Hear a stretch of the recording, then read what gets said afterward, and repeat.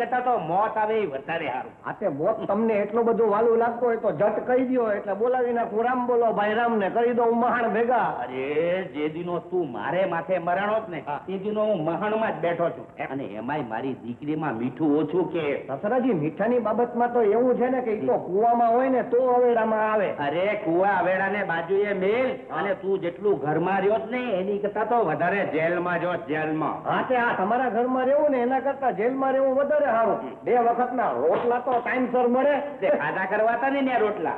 હું તો ખાધા જ કરત, પણ જરા અબખે પડી ગયા એટલે મને એમ થયું કે હવે તમારી દીકરીના હાથના રોટલા ખાયા. આ તમે જેમ હવા ફેર કરવા બારગામ જાવ છો ને એમ હું રોટલા ફેર કરવા અહીં આવ્યો છું. હવે રોટલા ફેર વાળી પેલા મારી દીકરીને લાયક બન, કાંક વેપલો કર. વેપલો જો સસરાજી, હું તો વેપલો કરવાનો જ હતો, અને લગ્ન પહેલા તમે મને 10,000 દેવાનો વાયદો હોપ કર્યો હતો, પણ લગ્ન કર્યા પછી તમે ફરી ગયા, મને 10,000 નો દીધા.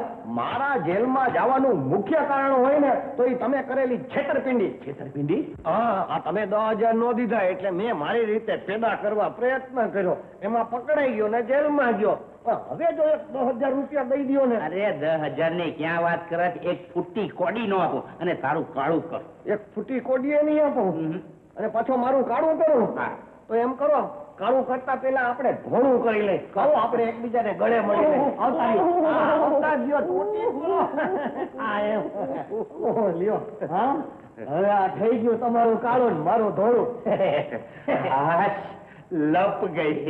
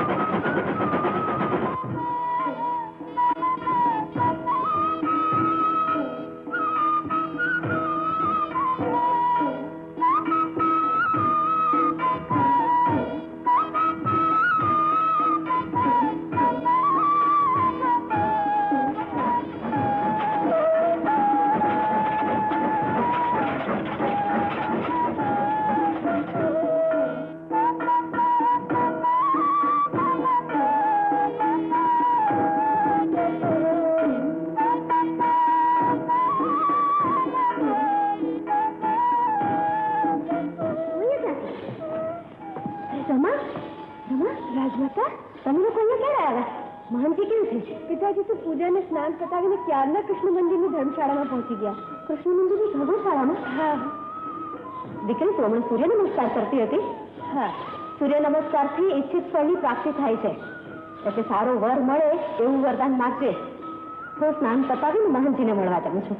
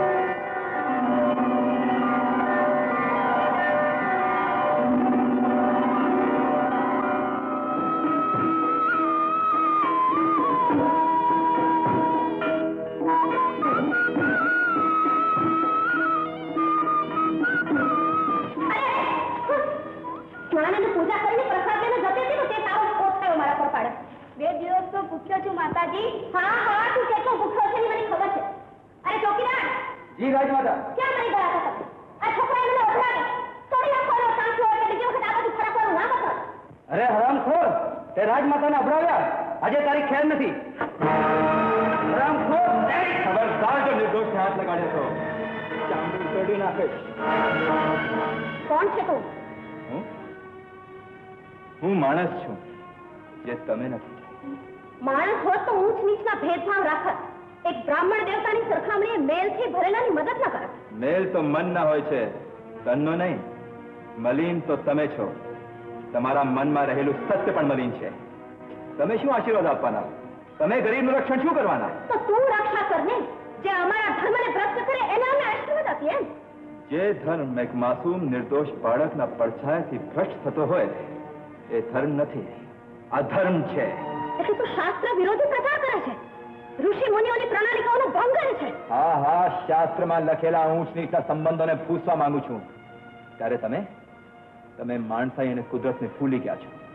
માણસમાં ભેદભાવ રાખે એ કેવો ધર્મ? અરે ભીતરની આંખ ખોલીને જુઓ, દુનિયા તમારા પર તુચ્છતાથી હસી રહી છે. દુનિયા અમારા પર નહીં, તારા જેવા નાસ્તિક પર હસી રહી છે. એક દેવતાએ અનેક રાક્ષસોને ભગાડી દીધા. આને ખૂબ બાકી લાગે છે. હા, હું એને મારી જોડે ધર્મશાળામાં લઈ જઈ ઉપચાર કરીશ ને થોડાક દિવસોમાં સારું થઈ જશે. તમે આને ધર્મશાળામાં લઈ જઈ ચાકરી કરશો? હા. તમને આ લોકોની જેમ છૂત અછૂતનો ડર નથી લાગતો? ભગવાન જો સૌમાં હોય તો ભગવાનના ભાગલા શા માટે પાડવા જોઈએ? તમે તો માણસના અવતાર લઈને ઉતર્યા, સાક્ષાત ભગવાન છો. ભગવાન? હરિઓમ તત્ત, હરિઓમ તત્ત.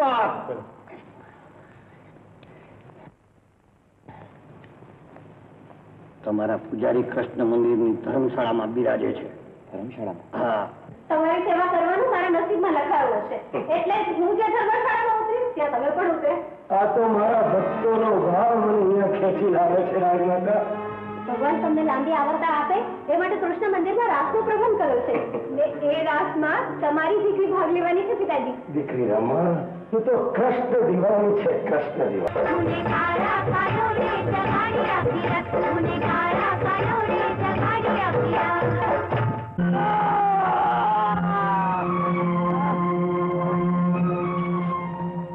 આખરે બદલો લઈને વેરની આંખ શાંત થઈ. મહંતને એટલે નાસ્તિક કુમાર, આખરે તમે મહંતજીને બતાવી આટલું કે લોહીનો રંગ એક સરખો જ હોય છે. હા, તમને કઈ થઈ ગયું હોત તો હું જીવતી ન રહે. દીકરી, મારા વાળાના 2 હાથ હોય છે, જ્યારે જીવાડવા વાળાના 1000 હાથ હોય છે. મહંતજી, દક્ષિણાના થાળામાંથી કોઈ ઝવેરાત અને પૈસાની ચોરી કરી ગયું છે. રાજમાતા, ભગવાનનો ભંડાર ચોર લૂંટારો લૂંટી જાય તેથી ખૂટી નથી જતો, એ તો અખૂટ હોય છે. રાજમાતા, બહુ મોડું થઈ ગયું છે, તમારે હવે જવું હોય તો જાઓ, પિતાજીની સંભાળ હું રાખીશ. હા, પણ મારી જરૂર પડે તો અડધી રાત્રે પણ મને બોલાવજે. જરાય સંકોચ ના રાખી. ના, ચાલો તમને અડધે સુધી મૂકી આવું. તમે બંને સાથે ન જાઓ. તમને ડર લાગે છે? ડરવાનું કોઈ કારણ નથી મહંતજી. બહાર પોલીસનો બંદોબસ્ત છે. એટલું નહીં કરતી. રાજમાતા, ભગવાનનો ભક્તોનો વળી કોનો ડર હોય? આ તો તમે અહીં બેઠા હો તો જરા જીવને ધરપત રહે, વિચાર વિનિમય થાય. દીકરી રમા, તું અહીંયા જ બેસ, હું જાઉં છું. ખૂબ દેવતા પુરુષના પુણ્યને લીધે તમે બચી ગયા. દીકરી, તારા એ દેવતા પુરુષને ભગવાન લાંબુ આયુષ્ય આપે. આંધળા લૂલા બહેરા ઠૂટા થઈ ગયા છો, ભૂખે મરો છો, છતાં ઈશ્વરની જય જયકાર કરો છો. આ તો બધી ઈશ્વરની માયા છે ભાઈ. અરે ઈશ્વરની માયા નથી મૂર્ખાઓ, એમની પાસે માયા છે, માયા. અને તમારી પાસે આ કિંચન કાયા સિવાય કઈ જ નથી. ઈશ્વરની જય બોલાવવાથી કઈ જ નહીં પડે. રૂપિયાની રણકારમાં એ તમારો સાથ નહીં સાંભળે. પથ્થરના ભગવાનના હાથમાંથી તમારા માટે આંસુનું એક ટીપું પણ નહીં પડે. અરે જય બોલાવી હોય તો જીવતા માણસથી બોલાવો, મારી બોલાવો. આવો,